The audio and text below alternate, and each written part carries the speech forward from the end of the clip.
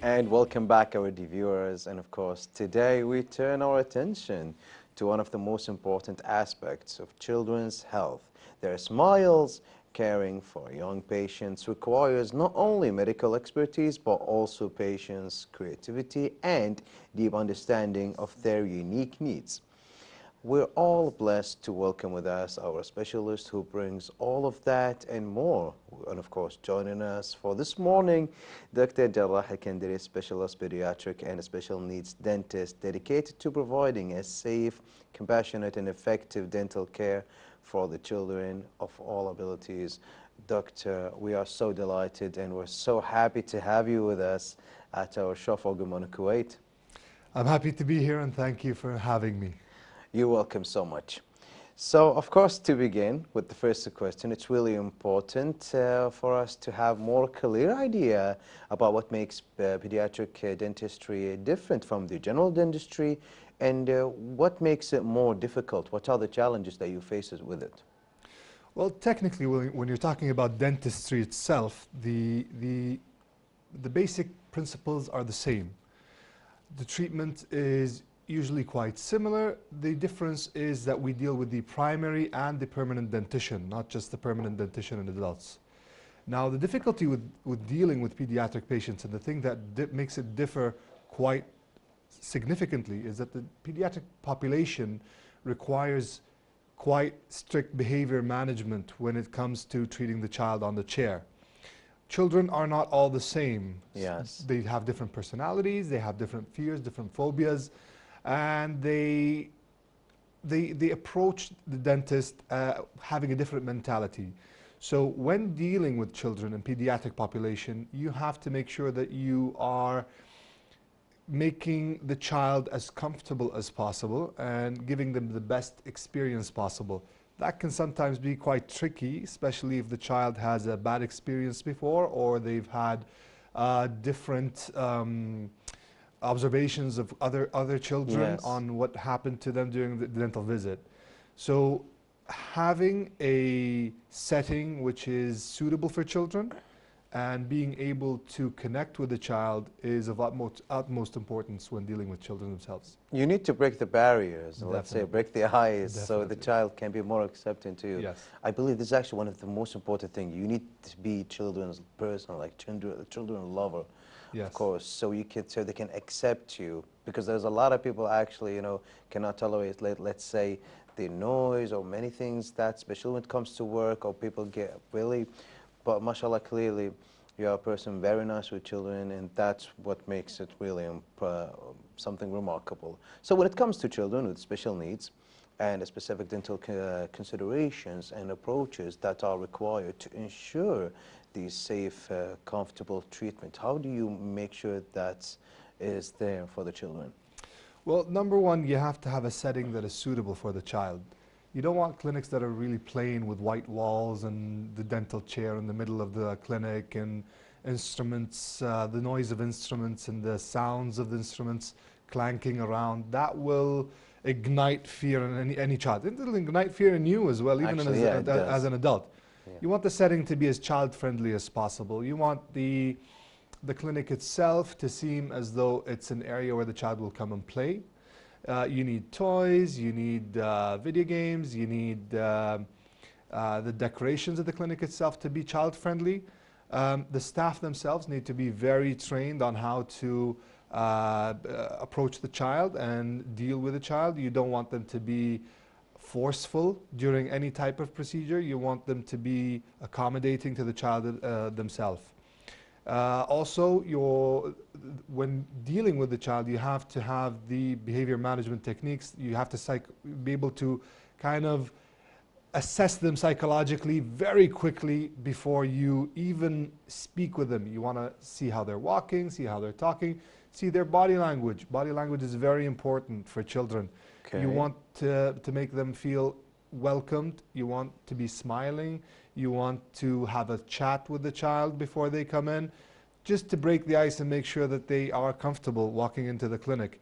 If you see the child hiding behind their parent, you want to first talk to the child about something, for example, about their school, about sports, something that has nothing to do with dentistry, something that they like, something that they enjoy. You sometimes ask the parents what the child's interests are, and you try to divert the topic towards that.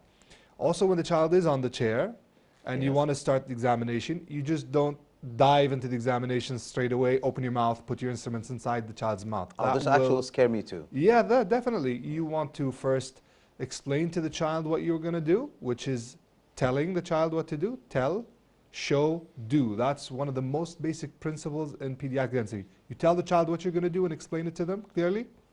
You then show the child, especially if the instruments are not as hazardous or scary looking, let's say, for example. And then after you show the child, you do the procedure that you want to do. Exactly. Also, you have modeling techniques where if the child has a sibling, which is more comfortable on the dental chair than the child you want to treat, you may want to get their brother or sister to sit first, to do the same model what your treatment's going to be, explain to the child, and let them feel more comfortable when they see their other sibling doing it.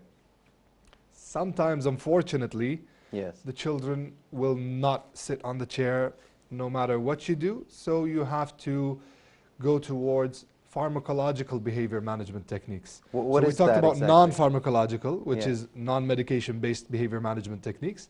Now we talk about medication-based behavior management techniques, which is called pharmacological behavior management, where we either sedate the child, something called conscious sedation. You've probably seen it in lots of movies with the laughing gas. Yes. That's nitrous oxide that we use to calm the child down. It's an anxiolytic. It's not an anesthetic per se. The child will not go to sleep, but they will be more calm, more relaxed. Yeah, just a little bit more calm. Exactly, and be able to follow your simple commands. Now, how often do you use this? Well, it's quite often, almost on a daily basis. Almost on a daily basis. When you have a busy clinic, you see lots of patients every day. You get different patients with different experiences and different needs. So sometimes if the child has a simple need, when they're slightly anxious, you want to calm them down, you can give them the laughing gas. Sometimes the treatment is too extensive, or the child themselves is too afraid. No, it's okay. Can you tell about or that? the child themselves is too afraid to sit on the chair, or they have severe dental phobia. You would then go to treatment of the child under general anesthetic. General anesthetic is basically where the child is asleep while you do the whole procedure. You complete all of your treatments in one visit. Usually takes about an hour, 45 minutes to complete all dental treatments. The child then wakes up, has a rest, everything is done, and then he goes home. And that's it. Basically, we're done with all your treatment. Well, that actually requires a lot of experience. And it's definitely not an easy task. And that's why it requires a person with expertise such as you, Dr. Jarrah. So what about if the child, if you want to advise them and advise the parents about the brushing routine, because many people struggle with the brushing routine, and the oral hygiene, as it is really important, especially with children eating a lot of candy, a lot of cookies, a lot of chocolate. So that will cause, many damages to the teeth. So how about that, if you have any ideas to the families and the parents? Well, definitely. Oral hygiene is just a part of the prevention strategy that we use as pediatric dentists, but it is I could say, one of the most important aspects of maintaining oral health. Brushing the teeth has to be done at least twice daily, using a toothpaste that is suitable for the child's age, that contains fluoride that is acceptable or suitable for the child's age as well. The amount of toothpaste that should be used is also correlated to the child's age. You have to use the correct amount, correct concentration of fluoride as well. And you have to brush the teeth at least twice a day for 2 whole minutes. So making the child brush their teeth for 2 whole minutes is not an easy task. Definitely. 2 whole minutes, you think 2 minutes is a short period of time. But if you put a timer and brush your teeth for 2 minutes, it will take quite a while. So to get the child to kind of accept doing that on a daily basis, twice a day, you got to find some creative ways. You can either use cheating ideas, maybe. Yeah, you can use some songs, for example, on the internet. You can find on YouTube, for example, brushing videos where the child can listen to the video itself while they're brushing their teeth. You can use timers. Some special toothpaste, some electric toothbrushes have timers in them where they would play a song for 2 whole minutes. Once the song stops, it means that the time has finished and the child can stop brushing. I should find one of those, definitely. Tons of them are available. It's really important because I've been struggling so much with my son, and that he needs to brush his teeth many times, so I need to do something. I need to do a lot of videos in social media or YouTube for brushing teeth, like 3-4 times, and after that say, oh, let's go brush our teeth together. And even that don't work actually sometimes. So. You can you can do it as a family activity as well. If children see their parents brushing, they're more inclined to brush their teeth themselves. As a family activity, it would make it much easier for the child as well. So how important it is, the dental visit for the children? In what age should they start to bring, the parents should bring the children for you?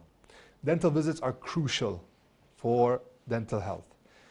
The first dental visit for a child, according to the American Academy of Pediatric Dentistry, should be at the beginning of the teeth, or as soon as the teeth start to come out, or by the latest at the age of 1 year. We see the child at that age, we assess the health, or the oral health as a total. We check the soft tissues, which are the mucosa and the lining of the mouth, the tongue. We check the hard tissues, which are the bone structure. We check the teeth as well. And we monitor this child every 6 months. Every child should have a 6-month routine checkup, so just to make sure that everything's okay. Every 6 months? Everyone, the children, parents, adolescents, teenagers, any human should have a dental checkup every 6 months, just to make sure that there are no problems with the oral cavity. And if there is any issue detected, it can be managed straight away without the problem getting out of hand. Sometimes you have a really small cavity, you catch it in the beginning, treatment is really simple. But when you have the child coming in for the first dental visit when they're 4 or 5 or 6 years old, you might end up having lots of problems that you had not detected before, and end up with multiple dental visits that can sometimes be quite aggressive and annoying for the child themselves. Even for the parents and even for the dentist. Exactly. Plus, when you have the child coming in at a very early age, they get used to having the dentist around, get used to having their dental checkups, and it will decrease the amount of anxiety that the child has in the future and will prevent having dental phobia as well. Well, thank you so much for everything, Dr. Jarrah. You helped us so much in this interview for the children and even for the parents. We should have the checkups every 6 months, and inshallah, maybe in the next time we can have more questions. But for today, thank you for being here. Thank you for sharing your smiles and helping us to have our smiles for us and for the children. Thank you again. Thank you for having me. You're welcome. And all the thanks and appreciation to our guest, Dr. Jarrah Alkandari, specialist pediatric and special needs dentist. Now we'll go on a break, our viewers, and then we'll be back. So keep that smile, so stay tuned.